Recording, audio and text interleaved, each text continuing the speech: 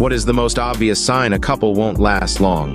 Before we start with the first story, please hit a subscribe and ring the notification bell to stay updated with us. Story 1. I always find couples who post about how much they love each other on social media break up pretty quick.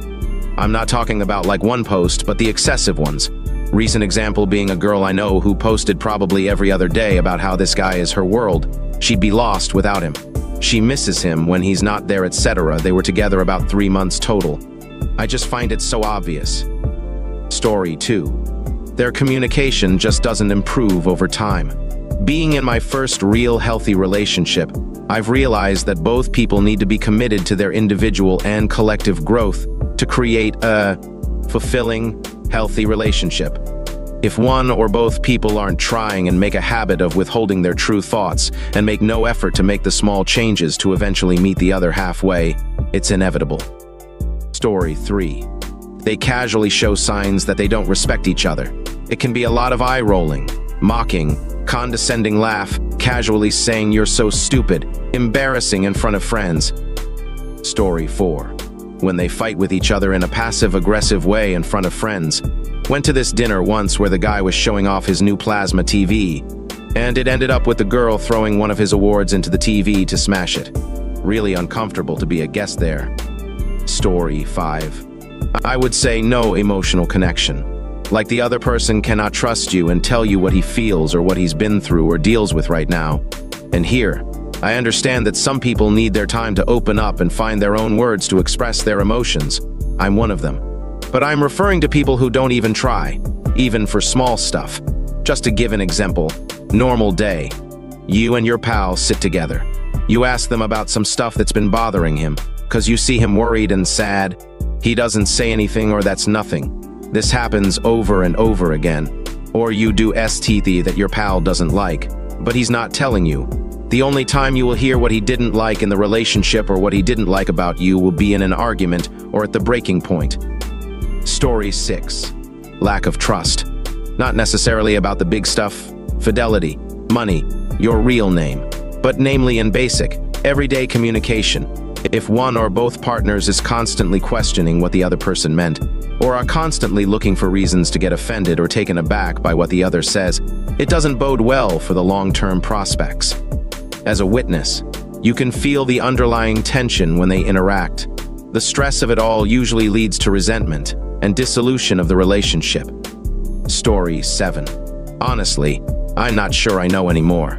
I know couples who literally don't speak to each other about their day-to-day life and schedule, and yet they're still together. I know couples who never ever talk about the big questions in relationships, but somehow manage to white-knuckle their way through it. I know couples who would openly disrespect their partner to their face in public, and they still stayed together. Story 8. Different communication styles. One partner withdraws from conflict and stops communicating while the other partner wants reassurance and feels distressed and abandoned by communication withdrawal.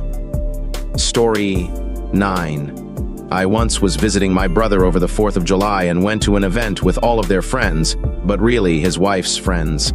I could tell his wife talked shit about me to them from how they looked and reacted to me. But what was worse is that I could tell she talked shit about my brother to her friends because he was often nervous to speak up and uncomfortable around them. They divorced a year later, and none of her friends spoke to my brother ever again despite spending time with him for many years. Story 10. After I was married about 3 years, a coworker that had been married for a few months asked how long we lasted before we ran out of stuff to talk about. I figured that was bad sign.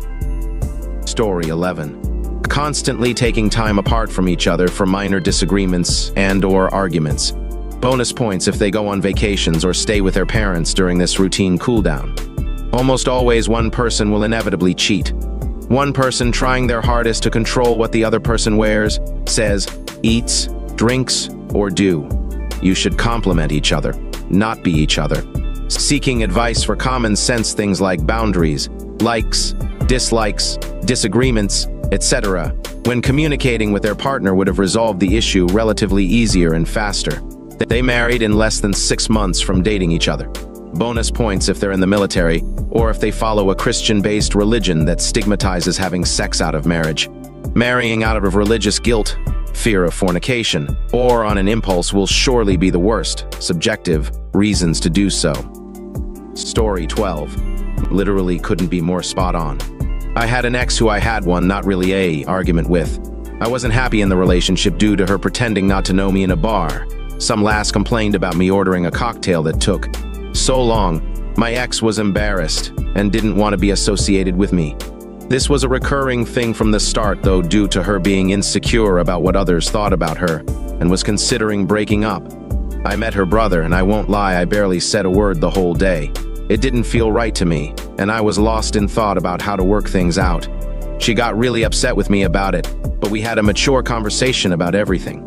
A week later, we talked on the phone, and she said she thinks I'm a horrible person for not talking much that day and must have no respect for anyone. That broke my heart to hear that, and I said I needed time to reconsider this relationship. She said I must be trying to manipulate her. I apologized and said I didn't mean to come across that way.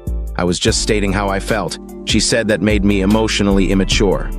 Point is that first insult of who you are is a clear indicator it's over. Officially over or not, nothing good can come from persevering with someone who thinks so poorly of you. Emotionally, that relationship is gone the second they started seeing you in a poor light. Story 13. He wanted kids and I didn't. I had been upfront when we first got together, and 2 years in, it almost broke us up when his friends started having babies. In the end, he decided that he wanted to be with me more than he wanted to try to date with intention of starting a family, when he would have been grieving the loss of our relationship. I stayed, knowing full well that statistically, he would probably end up leaving me eventually, and that everyone always says kids are a deal-breaker subject. But I didn't have a biological clock in the game, so I was willing to take the risk. 8 years later, he tells me, "You were right. I'm glad we didn't have kids. I love our life the way it is, and you were right that I didn't know how much work children are, and how much strain it puts on a relationship." The funny thing is, in that 8 years, he had proven to me that he is a responsible and committed partner, and that he probably wouldn't be a slacker dad like all the ones I've known. So I was like, I still don't want kids, but I think if I did get pregnant, I would consider keeping it, when before it was always an absolute no. So we left it at that. I stayed on birth control, but the possibility didn't seem like the big awful thing that it did before. Come to find out recently, he has a health condition that means he's pretty much infertile and always has been. I'm so glad that we always chose each other first. Everyone always says kids are a deal breaker, but man, I'm so glad we have lived the life we have and have built this trust and support of each other. I know some people really want a baby, and obviously if that had been the case it would have been a deal breaker, but it definitely isn't always the subject that kills a relationship. Story 14. I have a buddy from high school, but we kind of lost touch for years. We recently met for drinks and began catching up. One of the things we used to do was bitch about our girlfriends whenever we'd hang out. So sure enough, after some basic catching up, he starts talking shit about his now wife. I listened and offered advice, etc. for like 20 minutes and eventually he opens up the space for me to also vent about my wife. The thing is, I didn't have anything to vent about. Things were going great, still are, and so I kinda didn't know what he was looking for. It was odd, and I realized a few things that day. 1. His wife was growing up, but he was stuck in the past. Overwhelmingly, I agreed with his wife on most of the points he brought up. It was obvious to me that while she was looking to slow down in life, he was still trying to party all the time, go out with friends every night, etc. 2. Becoming a father really helped me grow up. Many of the points he brought up I had to laugh to myself about simply because they were arguments my wife and I couldn't even encounter if we tried. Parenting had changed my lifestyle so drastically and put important things into perspective that many of my woes from prior were completely irrelevant. Like one of his gripes was that he wanted to be able to go out for 4-6 hours a night, multiple times in the week, without having to keep her updated or have her get mad at him. I'm lucky to get 4-6 hours a week of personal time, let alone outside the house.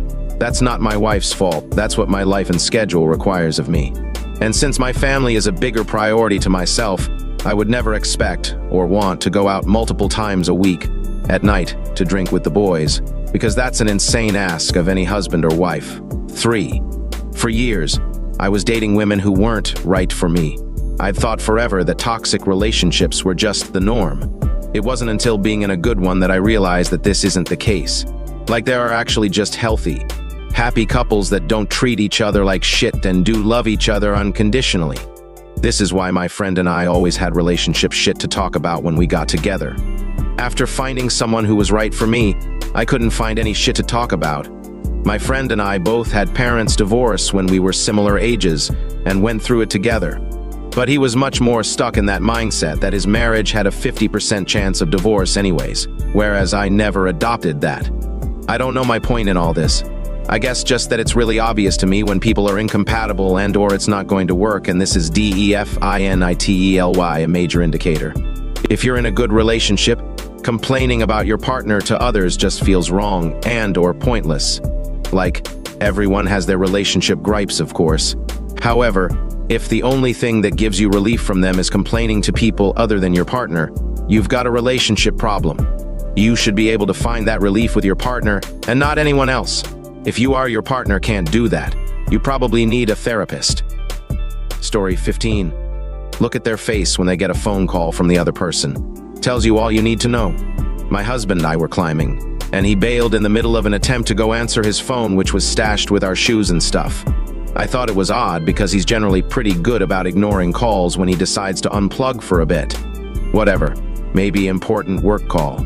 He gets part way to the lockers and then stops, turns around, says, "I'm dumb. You're standing right here," and goes back to his problem. Found out on the way home. Some other phone was apparently using my ringtone. I've been having a weird couple months and freely admit to crying like an idiot when I realized he immediately stopped what he was doing to answer because he thought it was me. Alright folks, that's a wrap. If you like more of this, please hit a thumbs up and subscribe to the channel. You can also share your thoughts in the comment below. I'll see you in the next video.